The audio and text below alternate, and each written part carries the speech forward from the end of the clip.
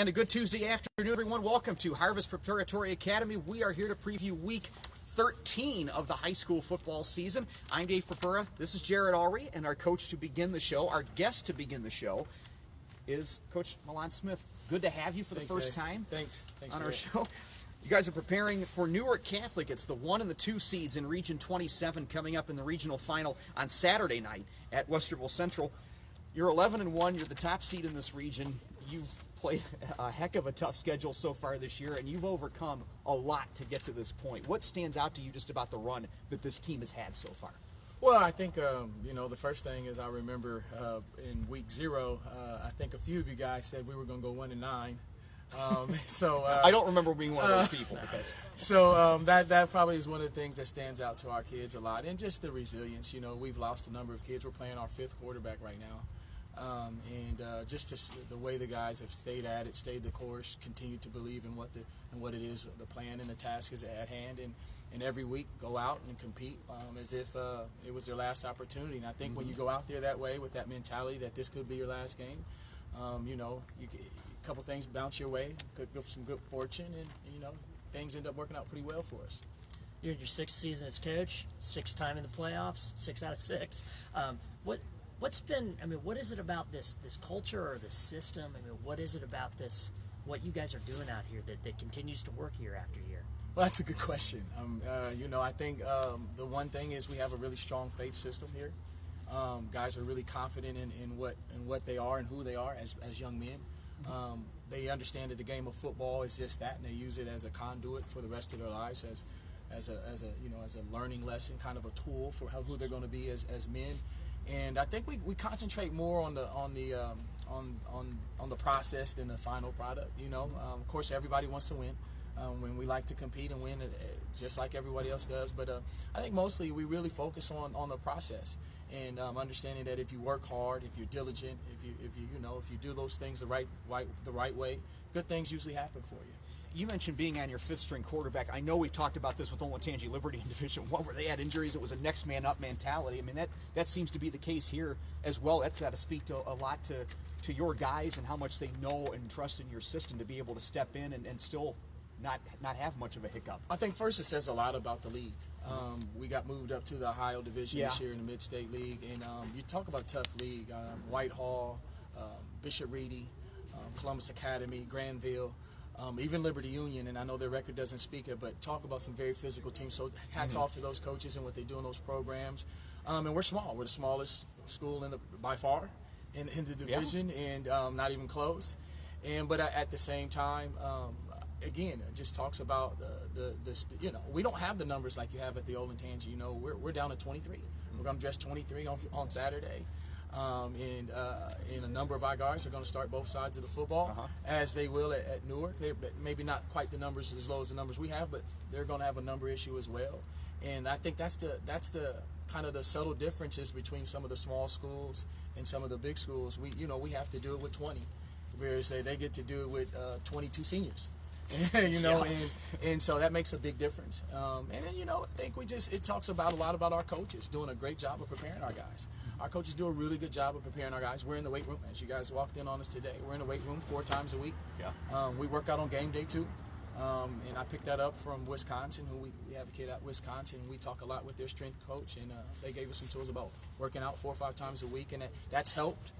Helped with our guys being able to kind of stay the course. But of course, you got to have a strong faith background, and all those things go in together, and you end up things end up working out for you in your favor.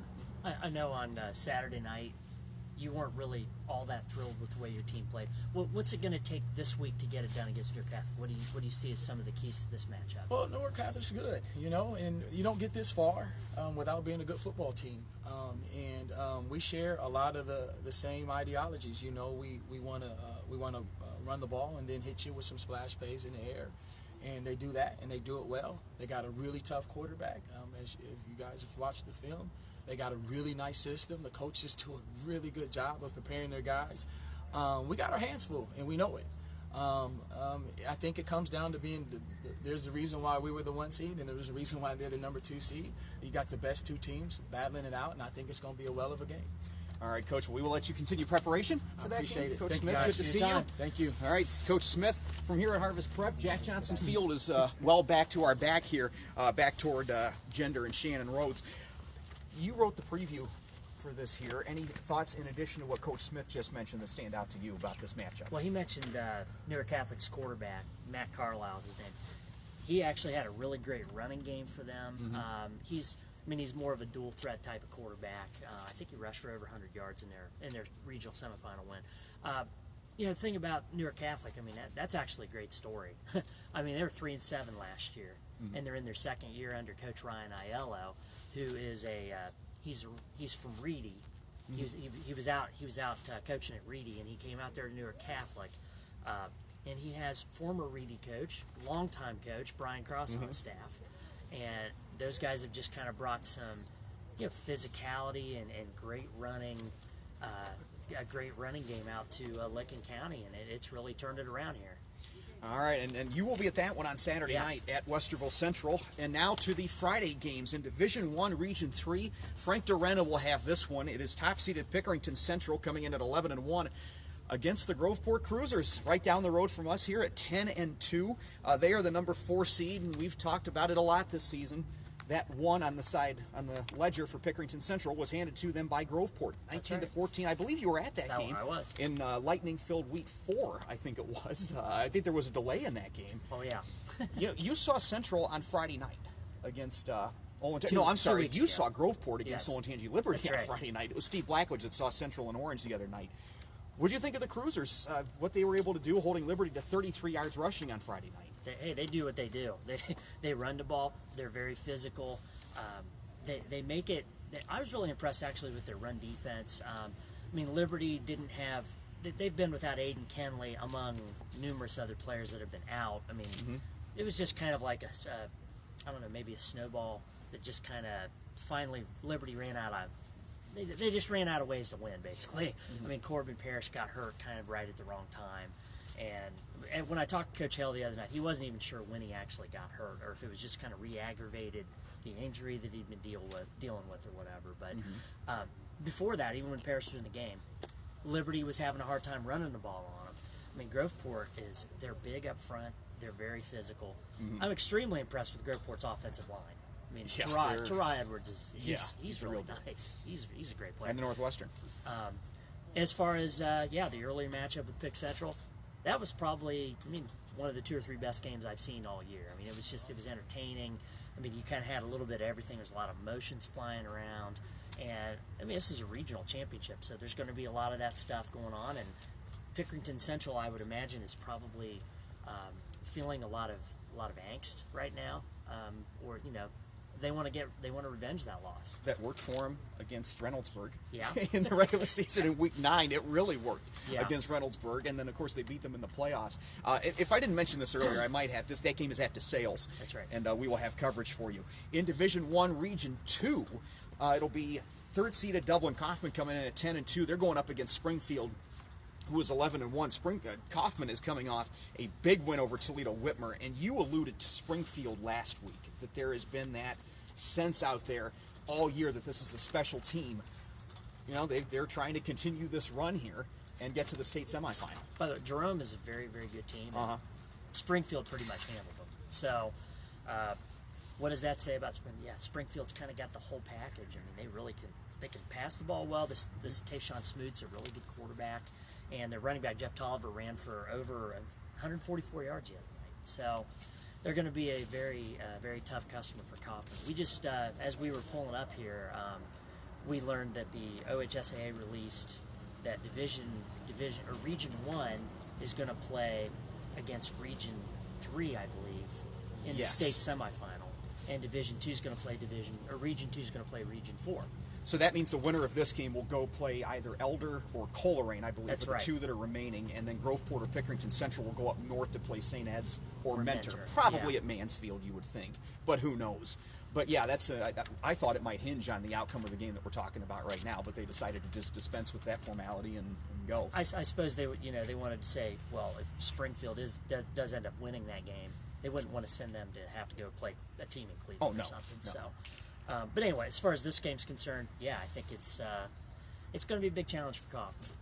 And moving up, our only Division II team that is left is Olentangy. This is the game I will be covering. Incidentally, Scott Hennon will be at Springfield and Coffman. I will be covering Olentangy and Toledo Central Catholic. That game is up at Tiffin on Friday night. This is a 6-seeded Olentangy team that most of my preview this week that will be online soon focused on how well their offensive line is playing, because they've rushed for over 200 yards a game in the playoffs so far. They've averaged 246 per game on the ground in these last two playoff wins, and they're going up against the Toledo Central Catholic team that they like to run the ball too, and they're 12-0. They were ranked as high as second in the state during the regular season. I mean, they're there almost every year in this situation. It seems like. I mean, what a program they've got up there. I mean, I know they've run up against Hartley and teams like that when they were in the lower divisions. Yeah. So they keep getting moved up and they keep finding success. They won state in 15, and they got to state 4 years in a row from 14 to 17. Yeah. They did not make it last year. Their running back, John Zell Norrells, has rushed 1,677 yards and 26 touchdowns. Their quarterback, Bishop Vargas, has accounted for 1,805 all-purpose yards and 20 touchdowns. So, I mean, this is a balanced offense that, again, is going to lean primarily on the run, but boy, they can pass the ball. And they pulled away from Toledo St. John's last week, forcing 4 turnovers in that game. One thing that's kind of an interesting thing is we're talking about, we've mentioned teams keep getting moved up, like Toledo Central Catholic. Hartley is now in its 3rd season in Division III, but by numbers-wise, they would really be a Division IV team. Mm-hmm. When I talked to Ryan Wiggins, the DeSales coach, last week after his team's lost to Harrison, he was just kind of explaining to me that really the big difference is just the amount of depth. As you get bigger, as you go into the bigger and bigger divisions, these teams just have more and more depth. So the fact that Olentangy is naturally a Division II team, I mean, maybe that'll be something that could help them. Well, and they've been confident all year that the teams they were going to face in the playoffs probably aren't going to be tougher, or at least aren't going to show them anything they haven't seen from the schedule that was so loaded during the regular season because they played in the OCC Buckeye. And that's nothing against these D2 teams that they're facing, because they're good. They're here for a reason. But Olentangy just saw so much that they're prepared for almost anything when you get to this time of year. I will be at that game, as I said, on Friday night up at Tiffin. In Division III, Region 11, that regional final is Hartley against Jonathan Alder. They held off as long as they could, trust us. Top-seeded Hartley is facing second-seeded Jonathan Alder. That game's over at Hilliard Darby. And I'll be at that one, too. And you will be at that one. On Friday. Got that. I mean, these are the top 2 teams. That region went chalk, I guess, at the end of the day. Your thoughts on this one? Hartley handled a Granville team that likes to throw the ball. They could run the ball. Jonathan Alder put up some nice numbers last week against Jackson. Jonathan, I mean, this is one of Jonathan Alder's best runs in a long time. I mean, back several years ago, they were a team that was kind of in the discussion a lot for, making it to the state tournament when they were in Division IV, and then, excuse me, and they were only, they've had some 6-4 type of seasons since then, but they've really, they kind of found their extra. I don't know what, they just kind of found another gear here this year. I mean, JT Keith, he's an active quarterback. 30 touchdowns, 3 interceptions for him. It's a 10-to-1 ratio. That's really, really impressive. And of course, Hartley has, running back that he very well might be one of the best Division III running backs in the state. Probably I mean, is. obviously is. 407 yards the other night for Jalen January. I mean, I don't even know how you put that into words. I mean, that's really something. Like you said, I mean, those numbers are just eye-popping. And it's a great offensive line, too. Yes, I mean, they've got, you don't do that without. Yeah, I mean, I know Coach Birchfield's really been, thrilled with Jake Skelly and some of the other guys they have up front too. As he should be, and they're going for a 12th win coming up on Friday night. Now, 3 other teams from the Central District, but out of our coverage area, are still alive. In Division 4, I believe this is Region 15. Licking Valley is 12-0, and they'll take on Bloom Carroll, that is 10-2. That game is going to be up at DeSales on Saturday night. In D5 in Region 19, it's West Jefferson at 11-1, facing another 11-1 team in West Liberty Salem. They're going to have to go all the way to Sydney to play that game. And then in Division 6, Region 22, a note to this game, Cary is at 7-5. They take on undefeated East Knox. That game is going to be at Marion Harding.